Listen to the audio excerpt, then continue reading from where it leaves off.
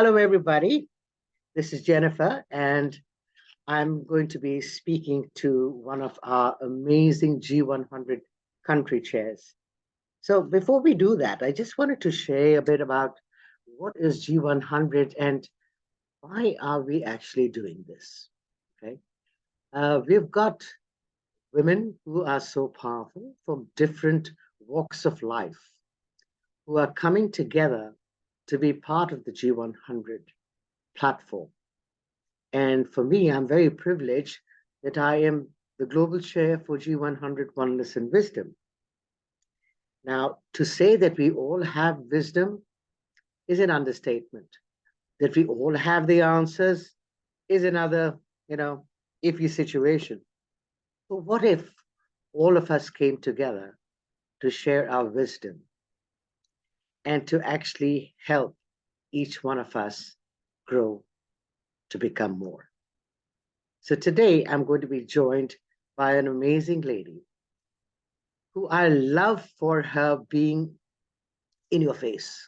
I mean, she's so much like me, being the maverick, being the person who is disrupting status quo. I mean, if you really need to grow, you've got to be able to actually speak our truth and actually have fun doing that too. So we don't intimidate anybody, but we're here to create while having fun. So I'm going to invite Paula to come and join me. Paula is our G100 Oneness and Wisdom country chair for Canada. So welcome to the call, Paula. How are you doing today? I am doing great, and I am so looking forward to this conversation. It's always a pleasure talking to you. Great. Now, thank you for taking the time. I know it's some weird hour where you are right now. What time is it there?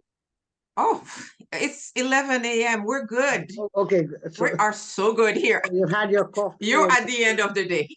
yeah, it's seven-ish over here in the evening, so it's Mhm. pretty cool. So as long as we've all had our coffees and we're pretty okay, let's make some magic happen. So, ladies and gents, whoever's going to be listening to this, let me just take a little bit of time to introduce this amazing woman. So, Paula Alphonse is a transformational facilitator, a coach, a speaker, a leadership trainer, and a status quo disruptor. Now, that's the part that I love about you. She has held many positions, and she calls them holding many hats throughout her career. She's been a pharmacist, a manager, a coach, an educator, an author, an entrepreneur. My God, there's a whole lot of hats over there, young lady. Her passion and her purpose in life is to empower people to reach their full potential by tapping into their personal leadership to achieve positive impact and the best return on investment for themselves, their families, as well as the organizations that they represent, for which she is here coming today to share her wisdom with us. So, Paula, thank you so much for being here. And I'm going to actually kick off by asking you a couple of questions, if I may. So, Paula, what on earth made you choose to be a woman who's going to be strong enough to stand up, to speak your truth, and to tell everybody about how they can do it too? That's a really long story. I would say it started at home. I was one of those kids that kept asking the why, and a lot of friction with my mom. It was okay with my dad, but with my mom, it's just we always felt like it was a difficult relationship because she felt I was asking too many questions. But my questions were always in the sense, let me understand the context. What are we trying to accomplish? Why are we doing this? Those things. But as a parent, what would you like your child to question your decision or your action? So, and my mom was more of, I would say, she was the type of person who she had some planning, but there was a lot of winging it in the way she was managing. And I guess that the child that I was like, oh, that's exciting. So now I'm getting a lot of questions to get all the details, and that wasn't working. And then years later, I find myself in the work environment. As you mentioned, I started as a pharmacist, and as I worked in the pharmacy, I quickly realized, yep, this is not for me. The conversations are too superficial. I'm the type of person, as one friend told them, he's like, some people go deep dive, but you just go deep sea dive, like 4, 5, 7 level. And I'm like, oops, sorry, because I'm not very good at being superficial. So I worked for a few years as a pharmacist, and then I decided to switch gear and move into a different organization. And I know people around me were like, what? What are you doing? Exactly. After 4 years, after blah. It's just like, I'm not feeling good. It's like if I wake up in the morning and it feels like, another day that I have to, I said, I can't spend the rest of my life doing this. So I switched to another environment where you were actually doing more corporate type of work, but I was working with doctors and pharmacists, and we were working on the labeling and ensuring the information goes to the proper clients and things like that. Did that for a while, and again, they got there after a while, and it's just like, yeah, this has become a bit of a routine. They don't really want to hear you. They just want you to follow the script or do the work, and you're like, yeah, not that's happening. still not me. And when you've been told quite a few times, it's like, don't make it more complicated than it needs to be. Just go with the flow. And the thing is, the flow they had organized felt like, this is more complicated than it needs to be. So again, I ended up switching jobs again. And in that organization that I went to, I was actually hired or sought to work with that team because they needed someone to build credibility to one endeavor that was mixing HR and science. And the science folks just would not listen to the HR folks because you don't understand what we do. You can't figure it out. It's just like, hey. And I'm like, I understand both sides. So when I came in, the HR lead was there and Paula was there. The people who knew me like, yeah, she's good. You can do this. And she gets us. She understands the job. So I ended up being that, how would I say? Bridge. I call it The mediator, bridge. but it was not a mediator. It was just that bridge. Exactly. Yeah. That You're bridge between bridging the the two. gap. What an amazing Yeah, thing. you Be able felt to it. bridge the gap. Yeah. Cool. And for some reason, I would say in almost all of the careers that I've had, I was often the bridge. And after a while, it's just like, can I just have things easy? Because when you're in the bridge, not everybody likes you. There's a lot of dissentiment and a lot of people wanting to tell you how you should be. So I totally that get. didn't work. So now, but can you see that probably that is what it is that you're here to be? Yeah. Being the Oh, bridge. no. And it's such a remarkable thing to actually look into, because if we so to hold that position, or to hold that way of operating, of being that bridge, quite honestly, requires you to be without any biases, requires you to be a person who looks at the holistic picture, that requires you to be able to understand from which point everyone is operating. My question to you is, how easy is it, and do you have fun doing it? Totally different questions, but I think the I kind of don't person that think you are, you really bring joy into what it is that you do by merging that being that bridge that you spoke about. So I'd like to Um, hear that because you know something, Paula, the reason I'm asking you this question is we're at the transitions right now of really mhm. exploring who we are, what we need to do, and what are the different methodologies to be able to bridge that gap. So you've come in at the right time. Please share your wisdom with us. Uh, there's a lot of things that I was doing that I didn't know I was doing. And I guess this is where you realize, as you say, that's what you were meant to do because certain things came natural. I think I was mediating before I understood what the word meant. I was the person who had this, I would say, facility to build rapport with people. And there was always this way of getting to an angle where you were getting to know the person, and then once you build that relationship with that person, then you can bring them to a different layer of conversation.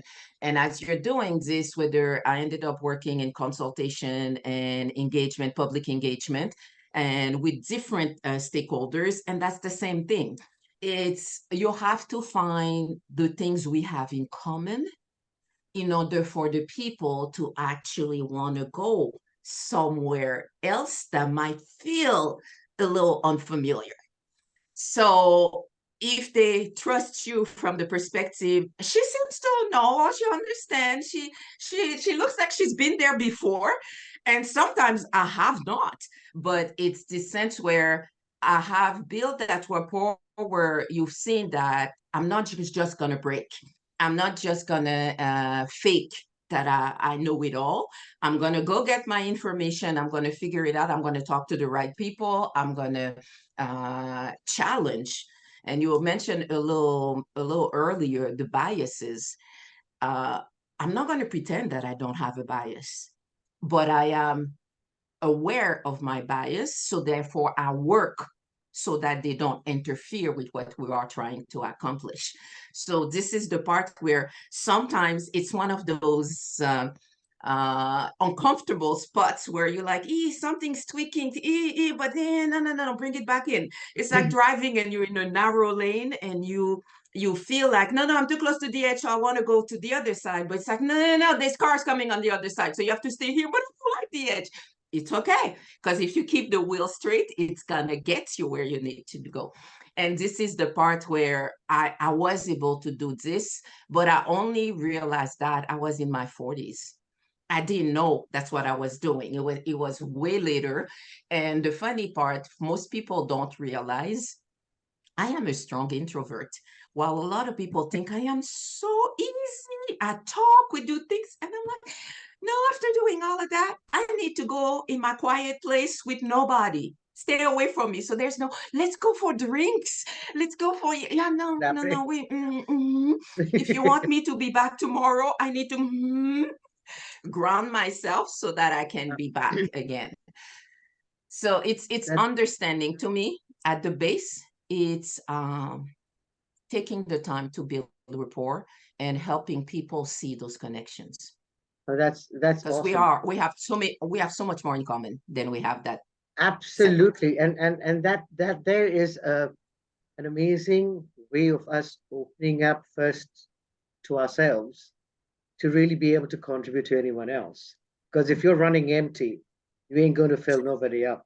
Okay, that's one thing.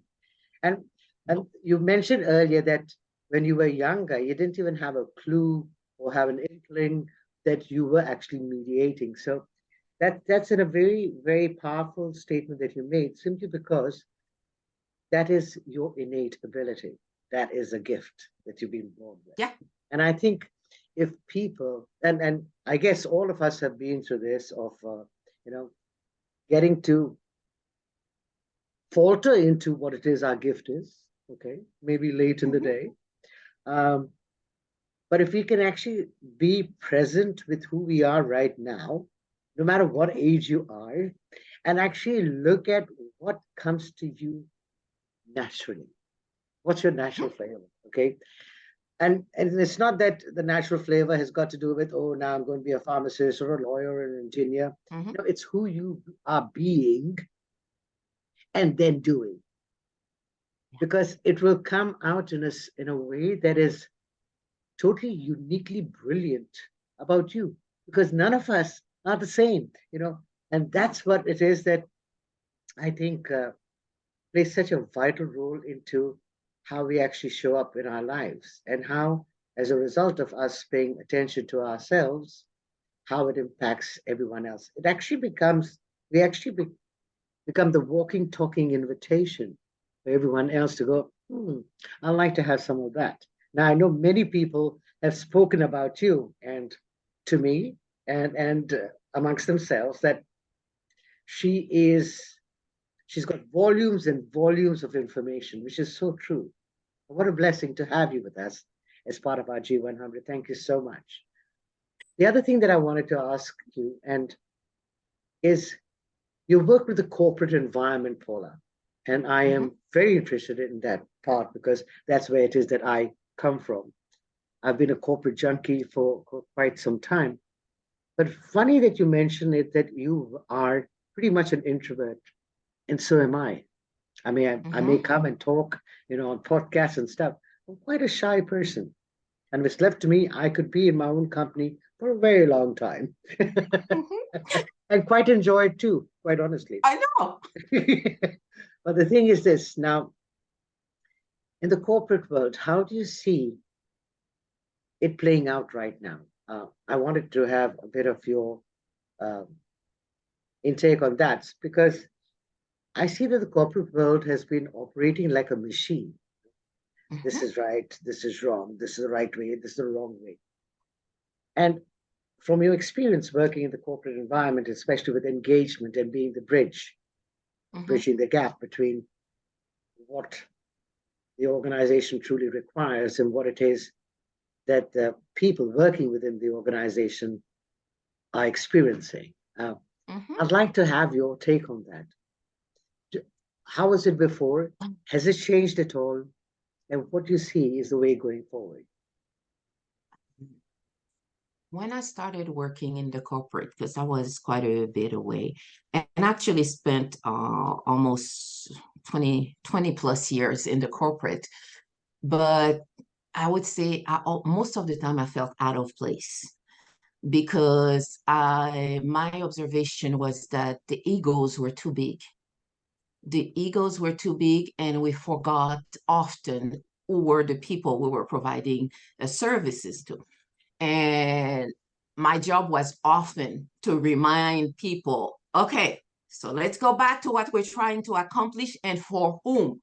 It's not about your promotion. It's not about your next job. Of course, you don't say that out loud, but it's just this is what we're trying to accomplish. This is the desired outcome for the end user. So, how do we get to it? And some people are going to like you, some people are not going to like you. I think if I was to define my type of leadership, I'm more of a servant leader than I am the one who comes in and I am the Taskmaster, boss, so you follow follow me. me. I don't care what you, yeah, we don't do that. I don't even do See, it with my kids. So why totally, would I do it it's in the totally work environment? outdated. It's totally outdated anyway. It's But ridiculously. unfortunately, it's a matter of personalities. And that's one of the reason that I made that switch towards leadership and change management. It was that sense where I realized a lot of people evolve in the world and in the corporate world, not even realizing the impact of their behaviors. They're seeing that checklist and we're good. But it's just, did you realize how you got there and who is left in the team? And it's just this sense where, no. So it was that sense of how do you help them pay attention to the impact? There's a lot of things you can't try to do on your own, but the reality is your self awareness is key. And there's people that are leading others and their self-awareness is like zero, zero, not even a little bit. It's just like zero. And you're like, and oftentimes those are the people that go up quickly because what it looks like is that they get to the task quickly. But when you get to the task too quickly, you usually end up injuring the people. And in the end, it is the people that get the task done. It- So it's understanding how do you create that balance so that you give room for those people to actually do their best work. which makes sense because even if you are reaching, you're task oriented and you're reaching whatever it is that you had to reach, it's a question of stopping actually and actually seeing where you burnt out in the bargain. Mhm. Okay? And that's when people actually, so it's really good that you're saying that because it's why do we need to burn ourselves out before we recognize that as CEOs, as business owners, or as heads of departments, we don't really need to do all the work ourselves if we have people. And that's why it's so essential in And my if we trust our people to do the job, you hire the expertise and then you refuse to listen to the expertise. exactly. And the other thing is And all then you complain.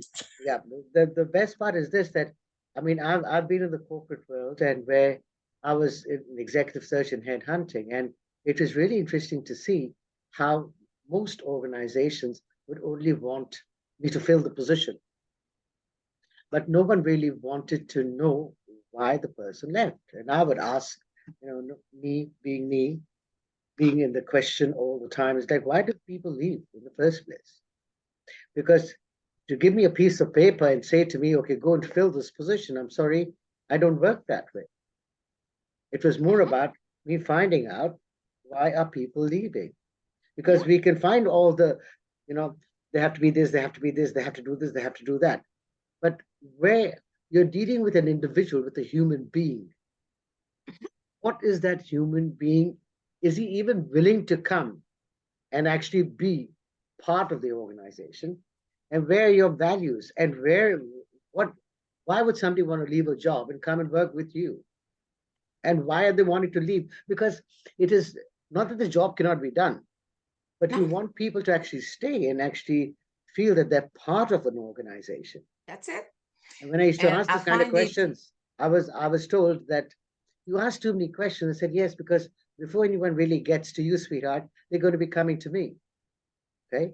And it's about me giving them the comfort of knowing that where it is they're going in the future is going to it's be a going to be value good. addition to them and who they are and how they operate. So it Mhm. has to be, again, synchronization and Yeah. synergy between two people. And that's the other thing I Uh, want to talk to you about. Paula, one thing I want to ask, how do you approach to shift the mindsets of organizations that are still operating from profit, performance, and lastly, mhm. people?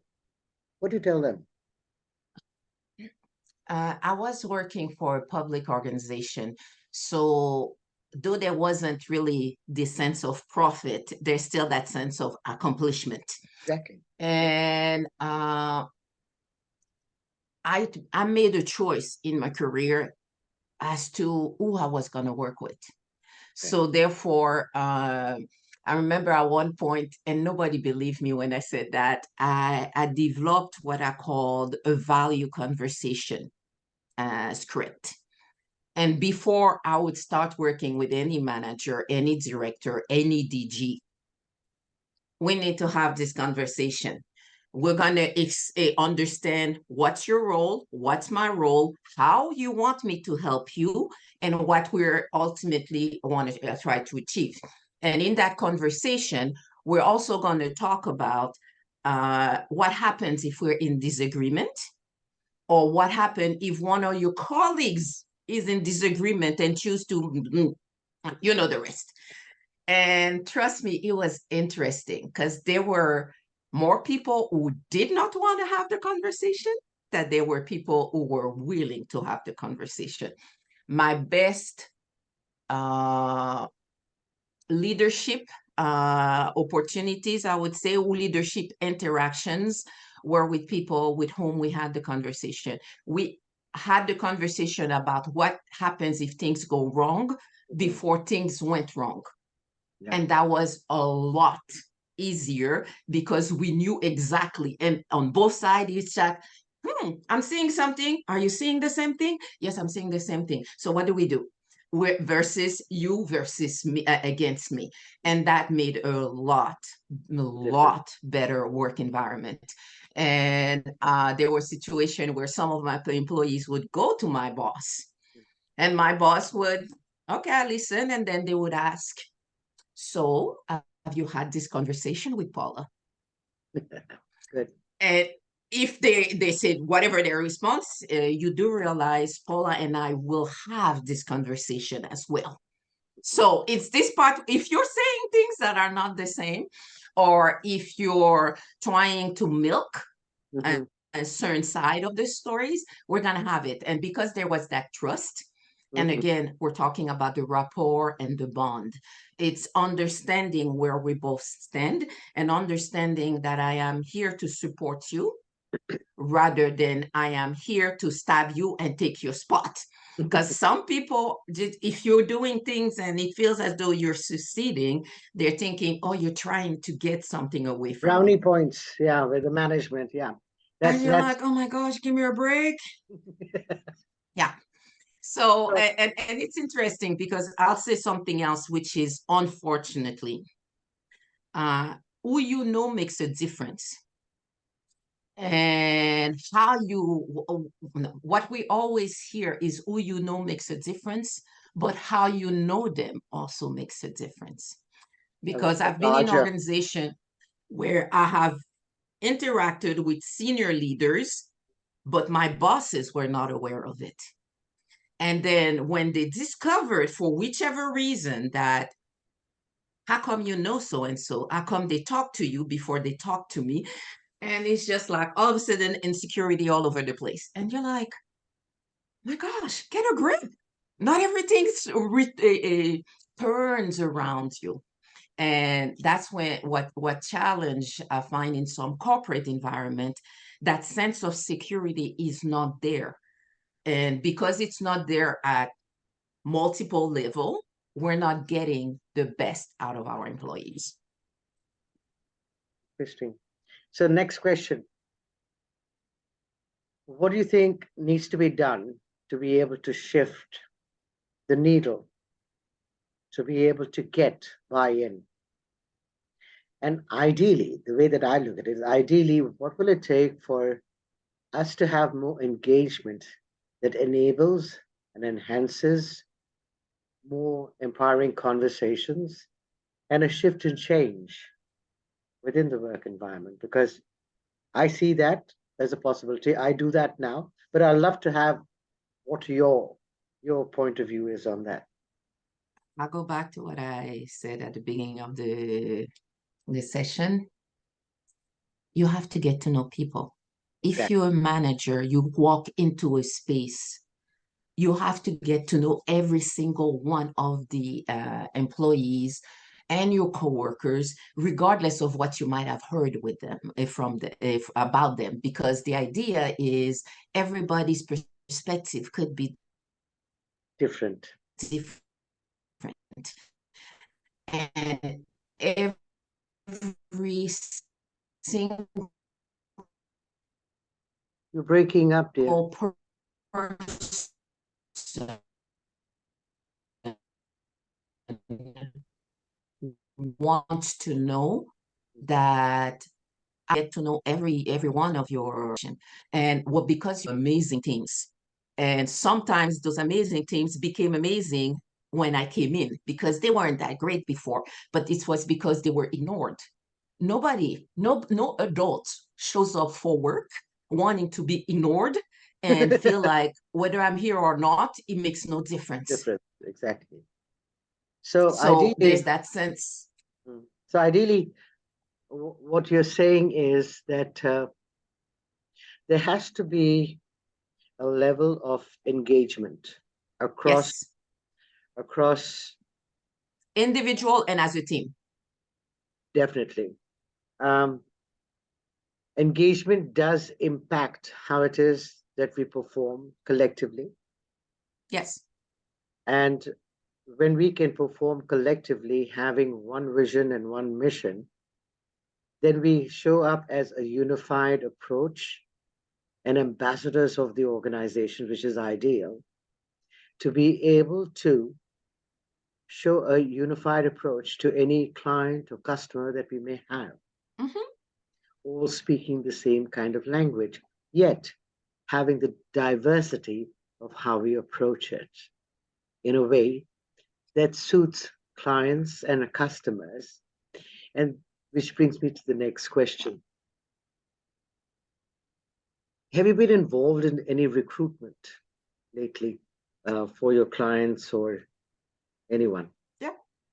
Okay. Yeah. What is it that you actually look at when you are trying to recruit somebody to join a team, to join perhaps your team, to be a value addition to the organization? Um, First, I want to find out if they're a team player. If they only want to lead but never want to follow, we might have a challenge.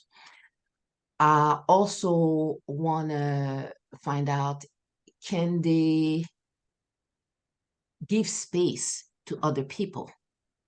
Because sometimes if I have to be the one all the time, then you create more battles within your team, which is not necessary. And the last thing, I have to trust my instinct. There are some people where you're going to come in and we have the conversation, and sometimes it's too good to be true. And it's like, if in your mind it gets too good to be true, we need to make a few more calls. If it's this sense where and that's the part I liked when you were doing the recruitment, because the type of recruitment I was doing, I would go from the looking at the resume all the way to the creating that sheet or that letter of offer. And in that, I had to call people. And what amazes me is even when people say nothing, they say You're saying a something. lot. Exactly. Yeah. So there was what I call the killer question. If you had the opportunity to hire this person again, would you do it? And now you wait for how long the silence is. The longer the silence is, like they're trying to come up with something that is not true. If they say, oh yeah, because boom, boom, boom, boom, boom, okay. So that's the part I wanted when I was looking for people to join my teams. I wanted people who were leaders, but also team players. Mm. I didn't want them to just be, oh, I'm the expert in this. I manage that. I did. Yeah, you can, but can you play with others? It's like being in that square sand in the park. Mhm. Are you the one who has the truck and nobody touches the truck? Or are you the one who's able to say, I'd like to try your little truck. Okay, do you want to have this? And then we start exchanging and trying different things and appreciating what each brings to the conversation. So that's the way I like to work with people. And in organization, the bigger the organization, the more you have to pay attention to how do people play together. Because sometimes the way one team is being managed is going to create havoc for a lot of the organization, because they just play their way and they don't care about anybody else. So it's just like, need to work on that. So as a manager, you also have to know who are the other team members, who are their leaders, and what can we do to create that sense of bonding, rapport, and things like that. And it happens not just in one day of all staff meetings. Don't expect you have an all staff and all of a sudden everybody's happy. No. No. Yeah, that's it's managing. I think it's more about managing people's so-called expectations of themselves and of everyone else too. And I think that that's where, coming back to self-awareness, when you talked about that earlier, I think is so is necessary for each one, no matter where you are, what age you are, is to become self-aware of you. Because if you really do not know you, you will not be able to go within any organization or any place for that matter to be able to be a contribution. Because if you're not clear about who you are, how are you going to actually be able to assist, facilitate, or change anything for anybody? I don't think you'll be able to do that. And most of the time, that's where the conflict is. Because when I do the engagement, it's really interesting. I work with people one on one within the Mhm. organization, but in a group, yet one on one. So I have some Mhm. weird methodology of doing that, which is really cool. Then I help them to connect to each other and say, okay, fine, what is it that came up for you? And many people just don't have conversations like that at all. It's weird because No. everyone is trying, let me try that. No, it's about, would you like to have ease and fun and joy in the work that you do? It seems to be out of the window. And that's what we wanted to get back to. Mhm. But when you do that, it's really remarkable to see that after being within an organization approximately for a year and a half, people are frustrated doing the same work. Yes. But no one will even ask them would they like to shift or change. And when I did that exercise with many of my clients, it was weird to see how most of the people who were there in the team were frustrated and bored out of their brains doing the same freaking job. And when we had those conversations, it was like, I would love to do what she's doing. I would love to do what this one's doing. And then it was such And an what, amazing thing to see the swap. They actually yeah, swapped, and the ones who were wanting to get rid of what they were doing were happily engaging with helping someone else who was interested to do what they wanted to get rid of. and the funny part, and this is what I don't understand, organization not harnessing that potential is when almost every single job I've had, Mhm. I came in and people were in that mode. This is my job. This Mhm. is my lines. I don't do it. Mhm. And I'm like, doesn't work. Because from a perspective of sustainability, Mhm. it doesn't work. Corporate sustainability, if a person only does one thing and that person is away, nobody else knows how to do it. Nobody else can fill in. We have to wait Rubbish. for them to come back. They're gone for 3 weeks and we can't do that. Makes no sense, at least to me.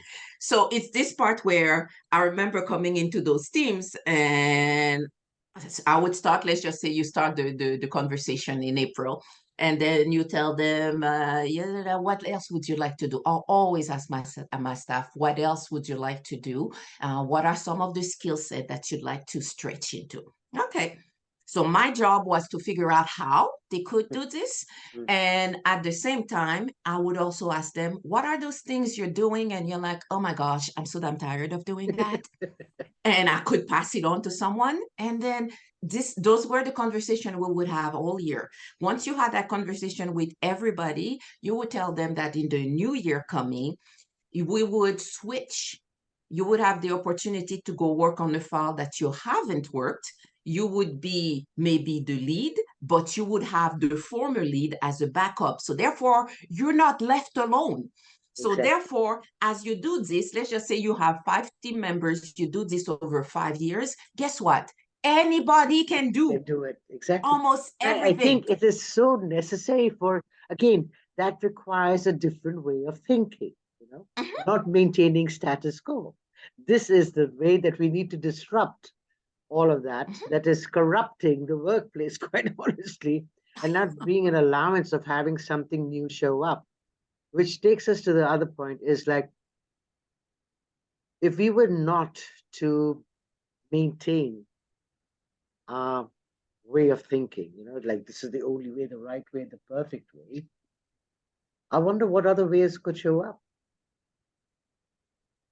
what do you suggest could be, if we would not, for example, if I'm this hard-headed person and said, this is the only way, and it's got to be this way, because this is the right way. And then you have another one, no, this is the only way. So if we were all thinking We always clash. exactly. So And now there's no if innovation, there's no creation, there's no improvement, there's repetitious, and then all of a sudden you see this other company that moves ahead, and you're thinking, how come they got and you didn't? Because they actually listened to what was happening, figure out other options while you're still selling the same old thing that you've had 5 years ago. Nowadays, people want and it's, things yeah, and change in a split second.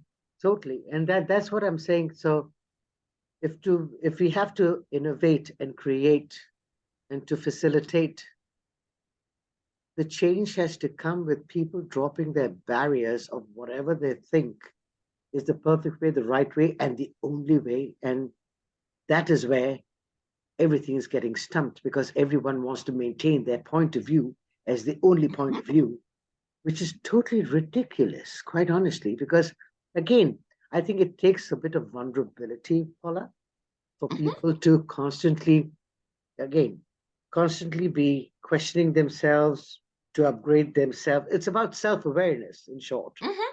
So if you can't get out of your own frigging way, then you are stopping the way for everything to actually show up the That's way it. that you would like to do. Exactly. And the funny thing is this, that when you can get out of your own way, and that has been my personal experience. I mean, I have been myself quite a, like chop chop, let's get on with it. But to be able to bring synergy, one Mhm. has to be able to look at things from other people's points of views as well, Yeah. and to actually see that possibly what I was thinking, or what you were thinking, what somebody else was thinking, was really a cool thing. But if I'm going to maintain my point of view, then nothing new is going to emerge. I mean, that has been And my personal experience over and over again for the past like 20 years. I've been thinking, oh my God, what a way of stumping myself. It's ridiculous, but it's really cool. So, what advice, Paula? I like to always ask for advice. What advice would you give? And our advice is not just advice, but I think it's pure, unadulterated wisdom that is going to show us how to first, number one, give me 3 pointers as to how to better ourselves individually so we can have a grander picture of how to relate, to create, to navigate, to facilitate, and to operate in a way that is going to create more, not only for us individually, but create the impact that we want to leave in the world. the first thing I would say, you have to understand what keeps you in your comfort zone and then challenge yourself. Is that the only way to do it? I know my mom had a lot of challenges with my career path because she's like, you're changing job every 3 to 4 years. And I'm like, and? Because me was as soon as I get bored and it becomes routine, I need something to challenge me. I like challenges. It doesn't mean that I'm going to jump off the buildings, 28 stage building. No, that's not it. It's more in the sense that I like to feel that my brain capacity is being stretched.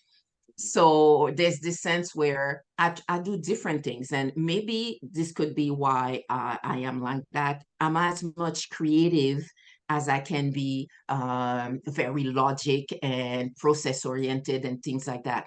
I understand how everything flows together, and I also understand that depending on the time and the people, and there's things you need to put in place to be able to do it. Mm. But the first thing is to ask yourself, why is it so hard for me to let go of this? You have to understand what I call primary values. For me, authenticity, integrity, and making a positive impact. It's not negotiable. The idea that somebody was going to do something to me and I'll be really mad and then I do something back to you. No, you know what? I'll let life get you because you're going to get there. I'm not going to hold space for you in my brain and in my heart for things that you're not anything that is negative. So I'll have to make my peace with it and then I keep moving. But the idea is the sense where if you don't know who you are and what's keeping you there, so it's both about your leadership style, but also about your values. And there are things where my kids would tell me, would tell anybody, oh, mom, it's so annoying. You ask her a question. And then she asked, okay, so what's your point on that? But I'm asking you the question, but I want to know where you're coming from with that question in order to know where you want to go. But if you said, I just want a yes and no, I said, no, that's not how life goes.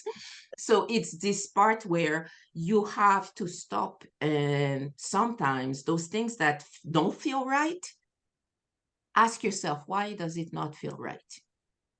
Is it just that I'm too comfortable in this? Am I being stimulated or I'm not being stimulated? Am I loving it or I'm not loving it? I understand that there's a certain level of routine for everybody in their life. Yes, but you have to understand what stretches you. And in order to go for what stretches you, it's also about understanding who you are and what you need. Because I don't know, moving from pharmaceuticals to leadership, most people were like, are you out of your what? mind?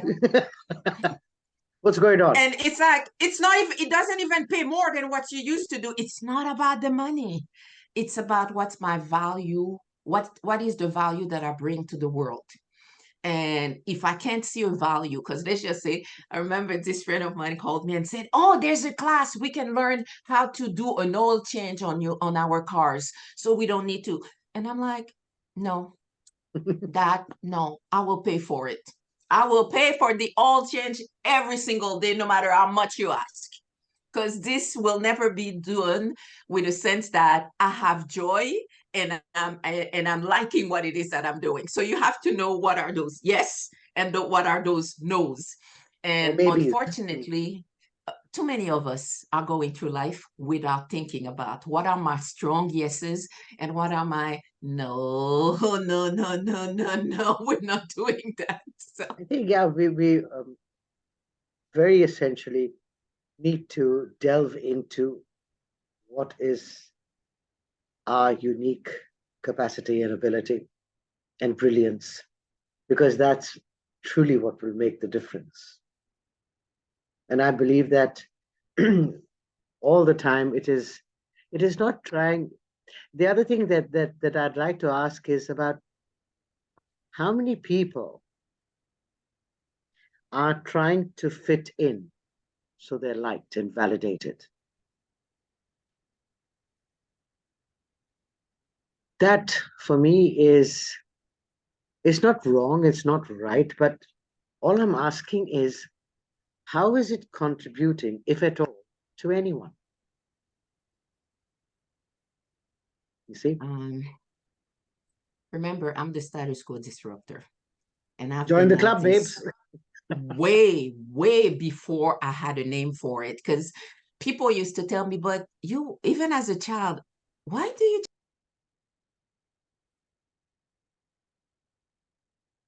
Mm. But it was like, I don't know, but I can't be just like everybody else. I do what I know what I like, and I'm trying. I'm showing up as it makes me feel the best. So I I was a nerd, yes, but I was a nerd with fashion sense. I love books. I was a bookworm, but then at the same time, I loved music. So I was full of contradiction. And I think when you allow yourself to to explore different things, then you get to figure out what works for you. When you follow the script, all you know is where the lines have been put down, but you still don't know who you are. So yes, it's good to fit in some moments, but it doesn't mean you have to always follow a script. Cool. And to me, That's what I that's wanted the to know. way that's the way I live life. I think, and it's more fun if you do it that way because you're continuously, um, you've got to be curious. I believe curiosity is a very essential aspect of self-awareness, seriously. Yes. Um, Having fun in the discovery is another one, and not holding yourself as hostage of anything that's going on, but recognizing the fact that it is an experience that you're having, and you are not the experience yet. You are the creator of that experience, Mhm, and you can choose differently if you wish to, which mhm. is really cool. So, Paula, we're coming up to the hour. I would like to ask you to give us three golden words of wisdom or sentences or insights before you go. Okay. The first thing that comes to mind, you cannot go around what you need to go through. Okay. So to me is, even if it's uncomfortable, there might be a reason why life brings it to you. So you have to figure out what that is. Second, I I believe that if God created so many different things, species, people, description, and physiology, and all of the, whether it's flowers, trees, or whichever, He had a reason for each and every one of them. Why would that be different for you, dear humans? If He wanted all of us to be the same, Exactly. He wouldn't have made us different. Mm. So that's the second. And third thing is, I do not want to have any regret on my dying bed. I want to have tried everything I wanted to try. I want to experience everything I was meant to experience. And I want to know, people will remember me for good things, not for the, oh, that was difficult. As I said, when I have my funeral, even though I won't be there, or I will be there, but I won't feel it the same way other people do. It's just like, we're gonna have fun. Don't make it a boring thing, because that's not who I am. Exactly. So it's this part where you're the only person who can make your life the best thing you want it to be. Nobody else can. Wonderful. So thank you so much. Ladies and gentlemen, we were talking to Miss Paula Alphonse, our G100 country chair, who has shared some amazing words of wisdom and amazing experiences. And we are better off that we know someone like her.